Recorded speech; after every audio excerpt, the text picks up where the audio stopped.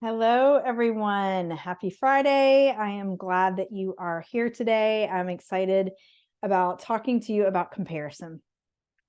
So what this is going to look like today is I am going to talk for about 15 minutes, and feel free to put questions in the Q&A box right at the bottom of your screen.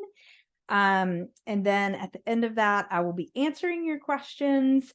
And if you want to come on live, and I'm happy to coach you live, just raise your hand. That's right on the bottom line as well. And I will promote you to a panelist, and we can chat about whatever is going on in your life on this topic of comparison, and we can talk about that. So part of what I love doing in these teachings is just knowing that this has, whatever I'm teaching about always, it's been a big part of my life. And what I'm sharing with you are tools, aha moments, things that have helped me now through practice be excited about my life instead of bummed. Because comparison, they say, comparison is the thief of joy, right? Comparison steals happiness.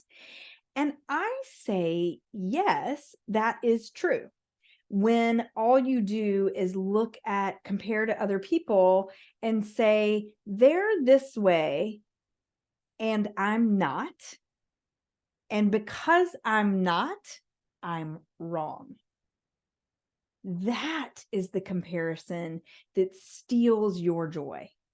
That is the comparison that is picking your pocket and robbing you blind, and you don't even know it, right? So what I'm going to talk about today is how you can go into comparison. You can find yourself in that thief zone, and then you can turn that into power. You can turn that into something very different and challenge yourself in a way to be empowered by what you discover. So let's dig into it. So comparison, there are three main things. There are three main reasons why comparison is challenging. So the first reason is when we're comparing ourselves to someone, often we are looking at a snapshot of them. We're not looking at the big picture, right? We're looking at, oh my goodness, maybe it's this person's appearance. Maybe it's this person's business. Maybe it's this person's relationships, whether it be with their parents or their siblings or with a significant other.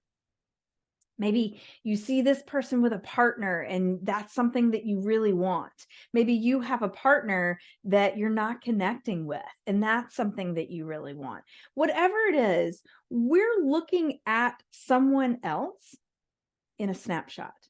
So when I'm in the snapshot, the camera lighting is on only one part of it, one angle, right? I'm not seeing the back angle. This happened to me recently. It's so funny. I had my hair in a ponytail, which I thought looked great from the front. And then I saw a picture of myself from the back and I'm like, oh, that looked terrible. Which was just funny. Nothing to do with today, but that just popped into my head. Anyway, you're not seeing the full picture, right? Whatever you're admiring in that moment, there are 18 things in that person's mind that they're not doing well. There are 18 things in that person's mind that they're looking at someone else. They're comparing to someone else saying, gosh, I wish I could do this. I wish I could be better at that. I wish I had this, whatever, zhuzh, right? So when we look at a snapshot, we're not seeing the full picture. When you look at a snapshot in comparison, you're only seeing what you want to see. You're seeing this thing that feels really great, but you're like, I don't see that thing in my life. Therefore, I must be lacking because I don't have this beautiful feature. I must be less than. So this is a silly little thing, but when I was young, I really liked I really thought that I should have a different body shape.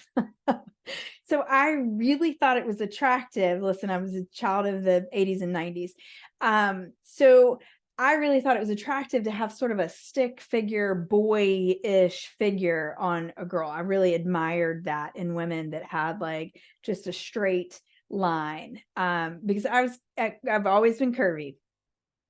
And so I would look at that and I would say, oh, that must be nice. These really like thin people, these like, it's really easy to do this.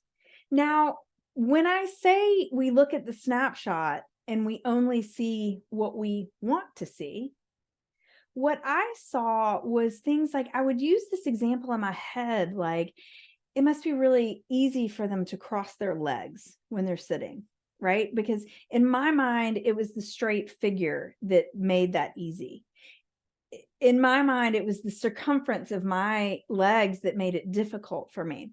But the truth is, when I look at what I was seeing, when I look deeper into what I'm comparing, that wasn't even what I was looking for.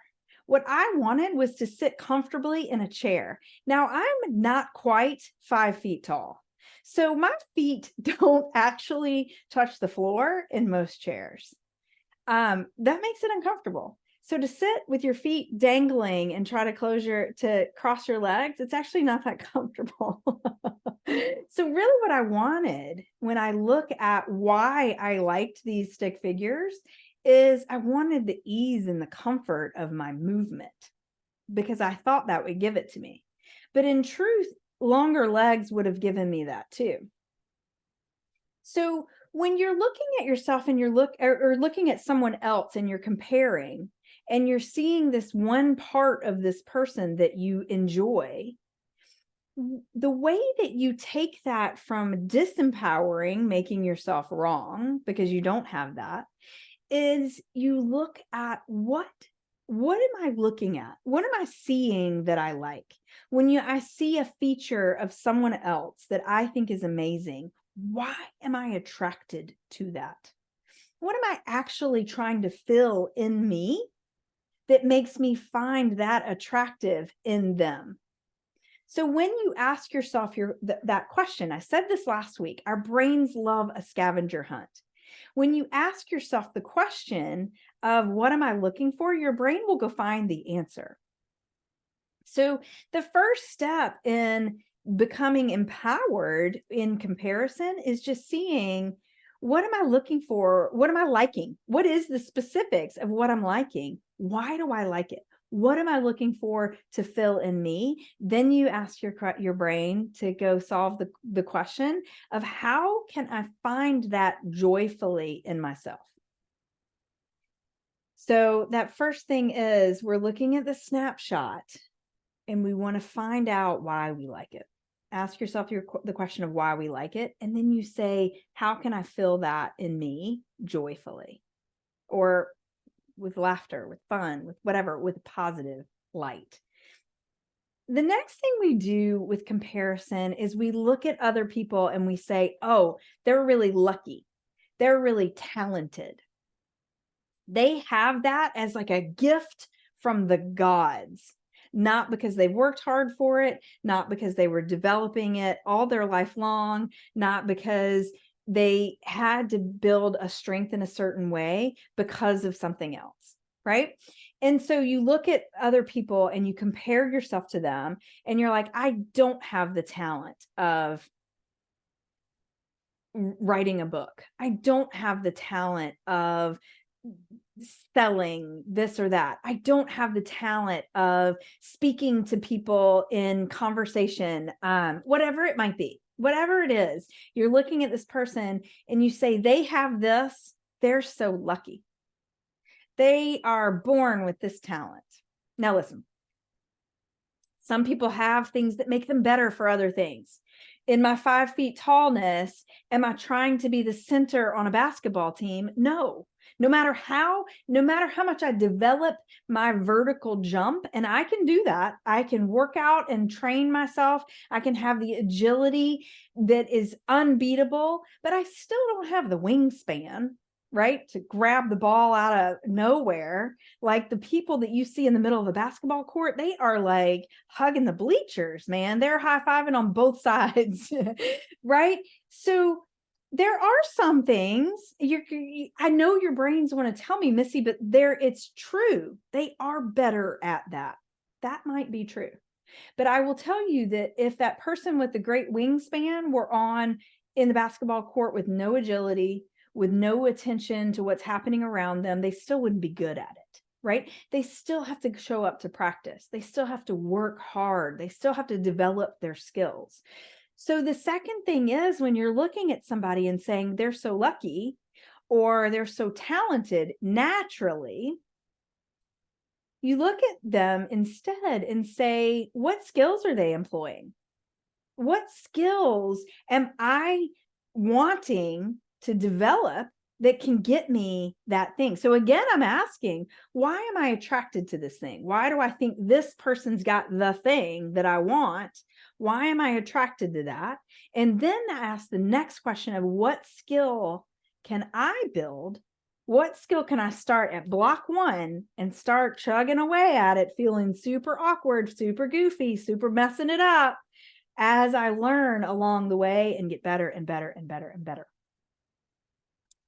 So the third kind of trap of comparison is looking at someone who is like years into their journey and comparing them to ourselves on day 1 of our journey, or not even day 1. I'm looking at someone that I think is amazing at whatever thing. They've got this business that I am wanting. They've got results that I am, excuse me, can really do a lot with in my mind. So I'm looking at them and I'm saying, oh, I don't have the support of this. I don't have the understanding of that. I don't have the skill of this, but I'm missing one crucial thing yet. I'm looking at that person that's away here in their journey, and I'm comparing them to where I am just starting, and I'm saying I'm not enough. I haven't done it right yet. I'm not doing it right now. And that might be true. You may say to me, Missy, that is true. I'm not doing it right now. It's fine. That doesn't have to be a problem, because whenever you're not doing it well, you're doing it and you're learning how to do it better. Right? So if you look at someone in a relationship and you're like, wow, that person and their partner really just work well together. They seem to have so much fun. They have such a great relationship, right? We love to just blanket great relationship. But what you don't know, maybe, is that they're 5 years deep into therapy after coming to the brink of almost calling it quits. And they have learned how to be who they are with each other and in relation to each other. And they put in the sweat and tears and work of it, right? And listen, if relationships don't work, I'm not saying that's a bad thing either, right? Sometimes you do decide to part ways, and that is okay too. But you can't look at a great relationship and say only that it's great, because most likely there are way bunches and bunches and bunches of layers deep of what makes it great, of what's built it to great. Right? So again, you're asking yourself, when I see this thing that I think is amazing, why do I love it? Why do I see that relationship? Why do I see that business? Why do I see that person's health? And I think that I want that. Why? What bucket am I trying to fill when I see that? What do I need in me? What is the connection that I'm looking for in me that will get me on the journey, right? So just to recap, there are 3 kind of pitfalls of comparison. The first is that we do a snapshot. We're only looking at one side of a person and not the many ways that they are also feeling not enough. So we're not seeing the full picture. We think because they're great at this one thing that they must be great at everything. And we all know, if we look at the details of life, that that is never true. We all have balances and goofiness, and I'm terrible at this and I'm great at that. So when you see that, the question overarching is, why do I want that thing? What am I trying to fill? And then asking yourself kind of playfully, curiously, go to your brain and say, what would be the most fun way I could find that? How would be the best, would just feel great? What way could I fill that bucket in me? Right? So number 2 is thinking that they have luck or talent, when actually what brings people along the way is developing skills, practicing, failing, figuring it out, seeing what works better, getting out there and doing it over and over and over. They're building skills. That's what makes them great. It is not a gift from the gods. It is not that they are just lucky. It is not that they just have a talent, because even with talent, you have to develop it. You have to work at it. So what skill can I develop that will help me fill that bucket? Number 3, you're looking at where someone is in the journey. So the pitfall is, I'm looking at somebody 5 to 10 years deep in their journey of whatever it is, and I'm thinking that they're better than me because I'm over here starting out. And the truth is, they've just done the work. They've done the failure. They've done the figuring it out. They've done the pivoting and the switching and the changing. They've filled their own little bucket along that way, and they're at a different part of their journey. So when you're looking at that, instead of saying they did it and I can't, you can say they did it and they're proof that I can do it too. I can put in the work also. I can get to that point also. I'm going to use that person not as a way to beat myself down for not being enough. I'm going to use that person as proof that I can develop skills too, and I can get there. And then, depending on where you are, you find somewhere farther along your journey, whether it's in relationships, whether it's in business, whether it's in your health, whatever it is, you find somewhere, somebody who's figured out a little bit more than you have in your journey, and you say, hey, how'd you do that? Usually they'll be glad to say, oh my gosh, it was terrible at first, and then I figured this out. Maybe you just try by figuring it out right now, right? Maybe here, use my tips of failure to get you farther along. So you ask them for help along the way. You use them as proof, but you can also use them as a mentor. And you don't have to know the person to use them as a mentor. You can just look at the tips and the tricks that they're sharing and go along the way. So comparison can be a thief. Yes, for sure. If you stop just at comparing, it will be a thief of your joy. It will be a thief of your happiness, but it does not have to be.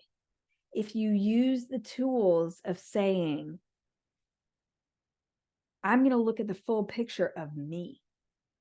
I'm going to look at why I like this thing and what do I need, and see me as a whole being, to then decide how I want to move forward. Ask your brain, how can I find this in myself? Maybe right now I'm starting with, I don't feel like I'm enough.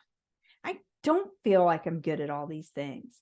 I don't feel like I've made the connections. That's a great place to start, because it can be painful, right? And if we want to get out of that pain, how fun to start moving through and get out. Listen, it's not always fun, right? It's not always fun. I don't mean to paint it happy-go-lucky. Usually there's a lot of blood, sweat, and tears. That is why they say it's that way. It is work. So I've rambled on a little bit though. I want to get to your questions. What does this bring up for you? Where do you find yourself comparing?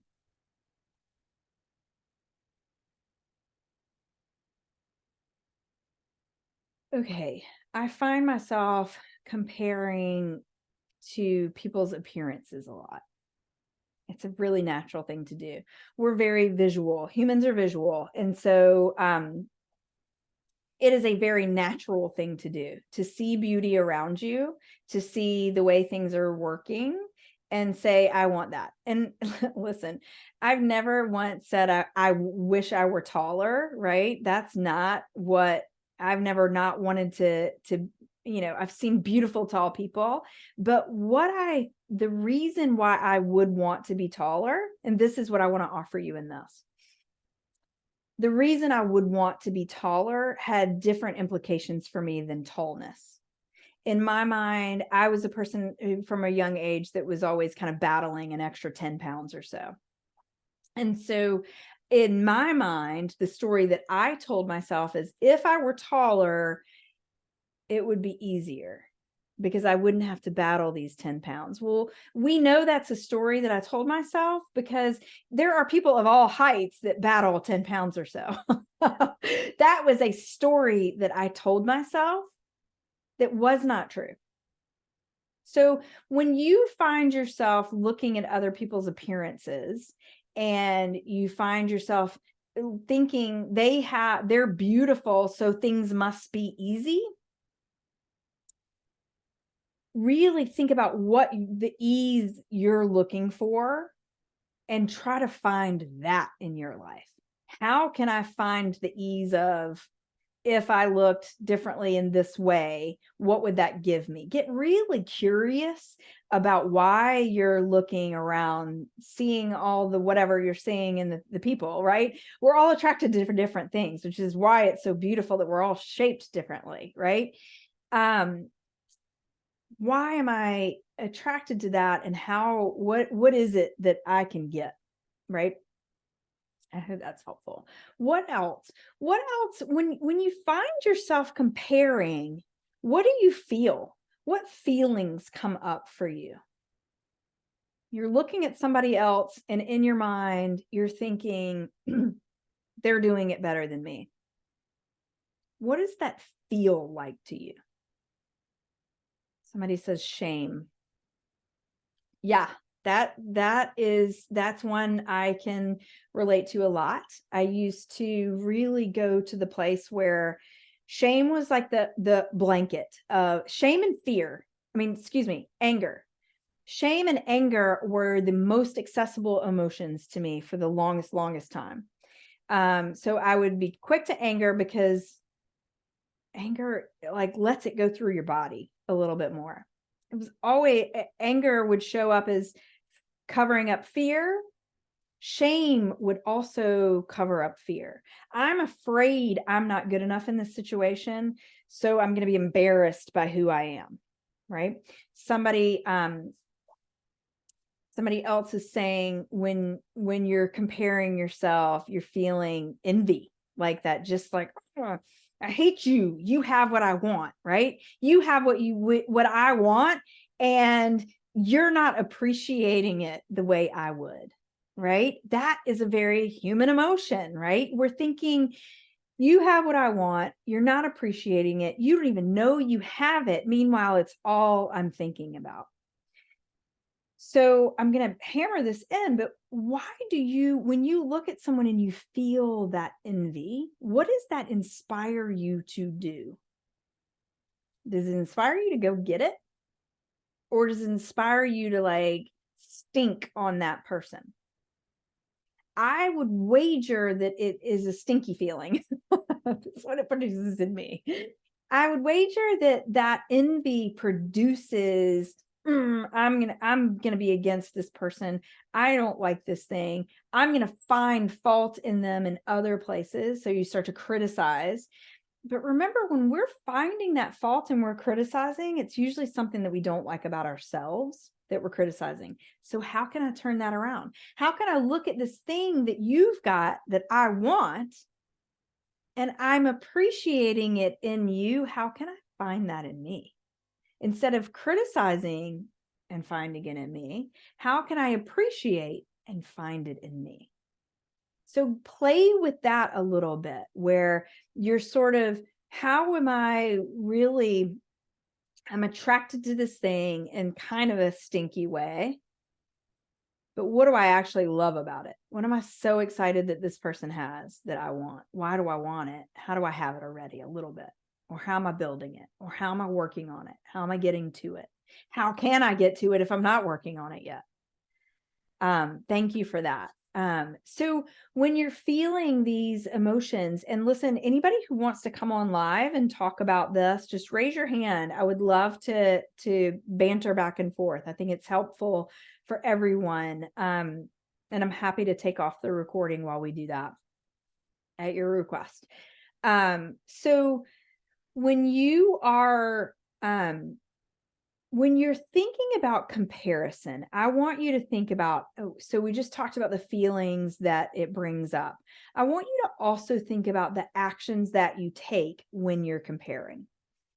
There are a couple of things that those comparisons, those pitfalls, when you're thinking they have it and I can't. The truth is they're doing it in a way that I don't know how. What action does that take? When you're saying, I see something and I see the negative in me. I see something that I want, but I'm really seeing that I don't have it personally. What does that inspire you to do? So if you're feeling shame, if you're feeling envy, if you're feeling frustrated, if you're feeling isolated, that is a feeling, that is a nuanced feeling that I have discovered. When I'm feeling envious, I'm also feeling isolated, like I'm other, because I'm not in that group. I don't belong in with the people who have the thing that I'm looking at. I make myself other and I'm isolated. So when I feel isolated, the things that I do are isolate myself more. So I will say, oh, I don't belong in that group, so I'm just going to be by myself in a negative way. Like being by yourself is amazing. If you're like, oh, I'm going to do this thing I love and I'm going to do that and I'm going to treat myself to this, or I'm just going to appreciate silence and however I do that, connection with myself. That's one way to do it. And that's great. That's not isolated though. That's enjoying yourself. When I feel isolated, I say, I'm not good enough to be part of the group. I'm going to not be part of any group. I'm going to stay away because I don't belong. I'm not good enough. I don't have anything to add. I can't, I don't get it. All of these are thoughts that lead to isolation. And they lead, then the action that you take is further isolation. So then you're creating what you don't want, right? Because you have these thoughts, I don't belong. So you ensure that you don't belong by not trying to belong, right? You fail ahead of time at belonging. That is such a fun nuance. So think about, it's not fun. Again, I use fun kind of in a weird way, maybe sometimes, but it's interesting. Get curious. When you're feeling these emotions, where do you want them to take you? If you're comparing and you're like, oh, comparison is the thief of joy. Why?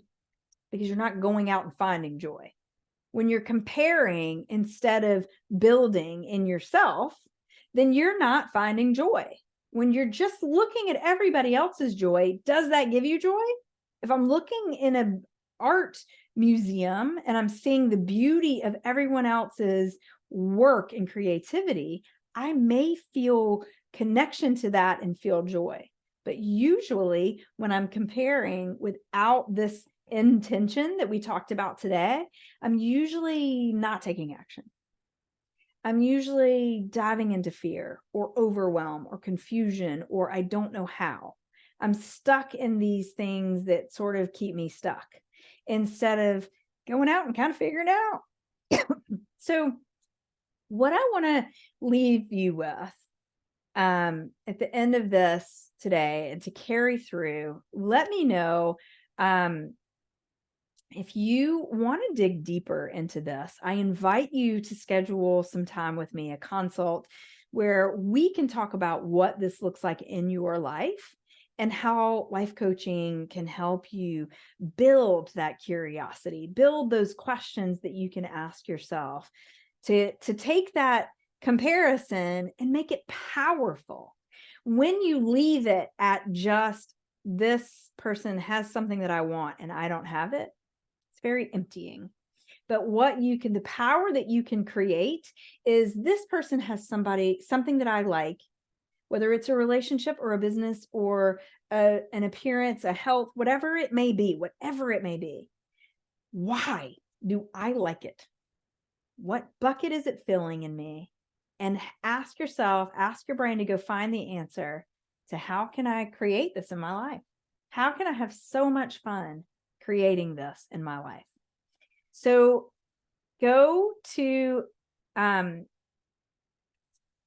the link that I'm going to post to schedule for Calendly. I'd love to see you in a consultation. I'd love to piece through what this could look like for you. And I will see you next week at noon on Friday. Thank you so much for being here.